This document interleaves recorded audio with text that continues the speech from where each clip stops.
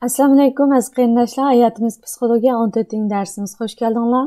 Ögünüş bütün canlılar üçün yep etqanda, mayli insonlar, mayli hayvonlar üçün bolsun, ma'lum tajribaning yakunlanishi yoki bo'lmasa o'zligida o'rganish jarayoni deb bir qancha turlarga bo'lindi. Endi mush tajribaning yakunlanishiga nisbatan aytganda, psixologiya sohasidagi qiliqshunoslik nazariyasida o'rganish haqida shartlik refleks nazariyasini o'tirib qo'ygan. Bugun biz bu nazariya haqida tanishib chiqaylik. Darsimiz boshlashdan burun tarixchi Imroh Safa Gurkan apandimning o'rganish oson bilinsa, sen hech narsa o'rganolmaysan, biroz qiynalib o'rganish insonni taraqqiy qildirdi degan so'zini naql qilishni o'ylashdim. Haqiqatan o'rganish biroz qiyinlashgan chog'da, nazariya asosi puxtalashgan chog'da inson bir baldoq yuqori ko'tarildi. Shunga biz Farabiy Tor darsxonasidagi darslarimizda mushuni asos qildik va bizning psixologiya darslarimizda his qilsanglar nazariya asosini kuchab o'tirib qo'yapmiz. İnşallah bugünkü dersimizmi sizni bir baldoq yuqori ko'taradigan dars bo'lg'isi.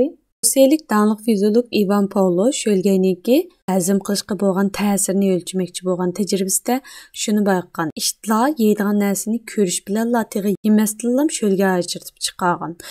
Keyingi qitimlarda Pavlo tamoq ekanmismi, itlar Pavloni ko'rishi bilan yana sho'lga ajratib chiqargan. Shuning bilan bu danliq bo'lgan klassik shartlik refleks tajribasini bu tajribada oldi bilan qo'ng'iroq ovozi bilan tomoqni birlikda o'tirib chiqargan. Ishlar qo'ng'iroq ovozini anglashiladi, tomoqni ko'rgan. Undan keyin bir necha qitim bu takrorlangandan keyin tomoq yo'q, ammo qo'ng'iroq ovozini namjiringlatgan chog'da ishlarning yanlam sho'lga ajratib chiqarganligini tekshirib chiqqan.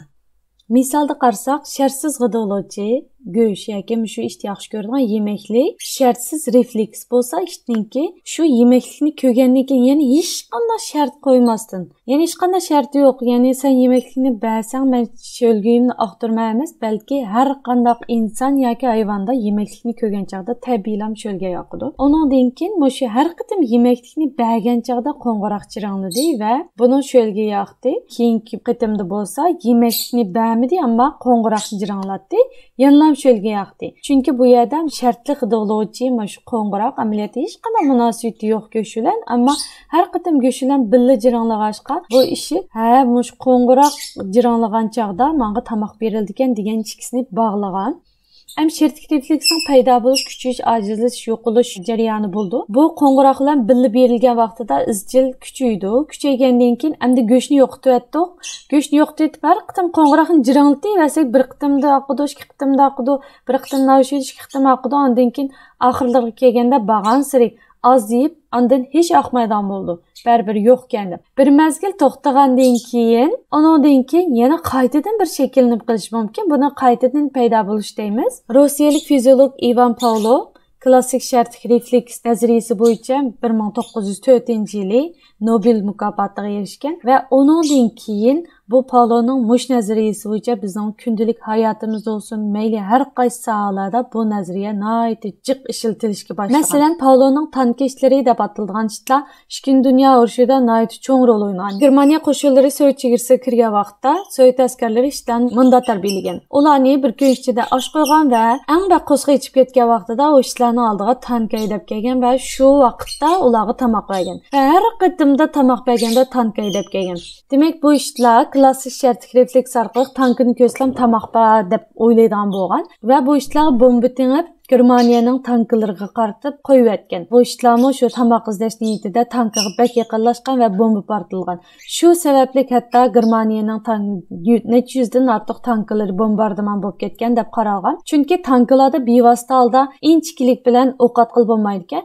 Ammo shundan keyin Germaniyaliklar buni bilib olgandan keyin hamda o'ziniki nurg'un tanklari talafotga uchirgandan keyin ishlarni ko'rish bilan askarlar tankidan beshini chiqarib ishlarni topancha bilan etib etgan.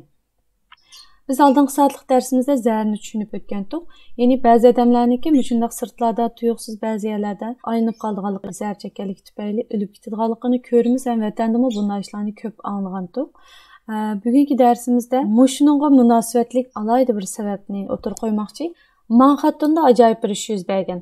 Aslida yuqori qo'yuqlikda zaharlik chekimlik chekadigan bir yoshninki unchalik yuqori bo'lmagan qo'yuqliqda zahar chekkandan keyin o'lib ketganligi o'tirg'i chiqqan va doktorlar buningdan bek hayron qolgan va ya'ni bu yerda boshqalarning qasdi bormidi deb tadqiqotga kirishgan, ammo tekshirishdan va shu shartki refleks orqali buning javobini topgan.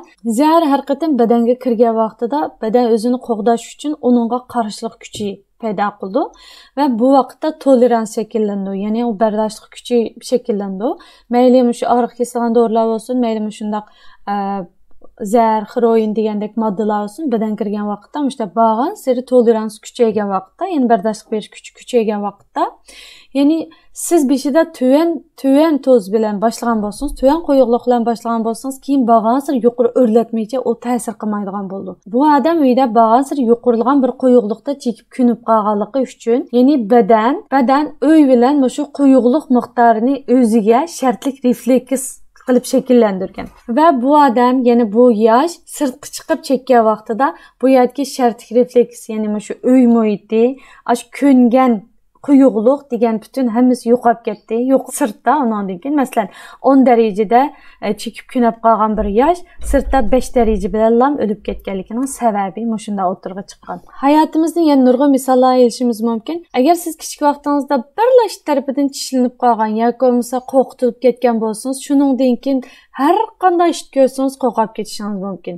Demak, shu vaqtdagi misol undan keyin barliq ishlarni ko'rsa qo'rqadigan shunday shartlik refleksni paydo qilgan.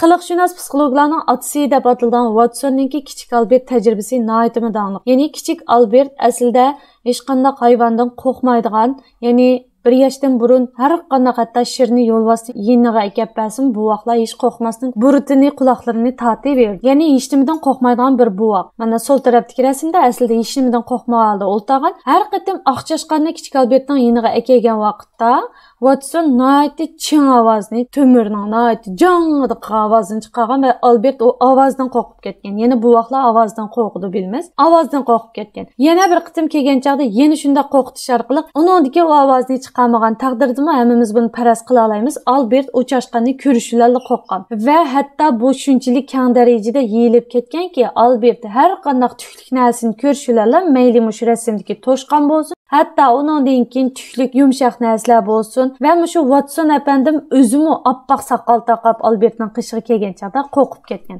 Shunga o'xshash bu Albertning hayotida butun shundoq oq ranglik yoki yumshoq tuklik narsalarning hammasidan qo'rqaydi olib ketgan. Psixologlar bu tajribani tarixdagi o'tandiradigan tajribalarning birisi deb qaraydi. Ammo shuningdek Albertning hayotida yana qanday bo'lganligiga hamma odam qiziqadi. Ammo Albert boshqa kasallar sababidan jiqcho'ng olmaslikla tugab ketgan. Vatanda buchilarni yeb ko'nganlar bo'lsa, buchilarning rasmini ko'rish, hattoki og'ziga silib tishlashlarla bir xil illiq tuyg'u, illiq sezimga keldi. Men har qatam buchilarni yesam bir xil vatanga qaytganda ko'p qoldim degan tuyg'u kelaman. Yana ma qo'g'inni ko'rsangiz-chi, haqiqiy vatanning qo'g'ini mana. Bu qo'g'inni ko'rsangiz yoki hatto bu qo'g'inni bir tishlam yeb qolsangizmi, illiq sezimlar kelishingiz mumkin. Nemishqa degan chaqda, chunki biz buni har vaqt mush narsalarni burun kichik vaqtimizdan tortib har vaqt vatanda yegan, vatanda xush bo'lgan vaqtimiz degan, vatanda oilamizdagilar bilan yeganligimiz uchun, garchi hozir oilamizdagilar bo'lmasmi, vatanda bo'lmasaqmi, bularni yegan vaqtimizda vatanga qaytgandek tuyg'u yoki vatandagi oilamizga